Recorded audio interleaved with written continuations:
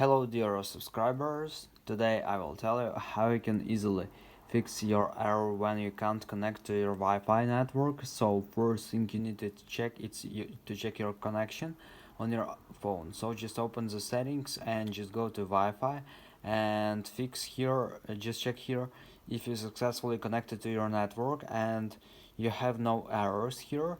So sometimes it shows internet no connection, so just check and also try to turn off here Wi-Fi and just turn on it again and choose your network. Also in some situations, if you choose by default that it automatically connect to no known networks, it will automatically connect to your network after you restored your Wi-Fi.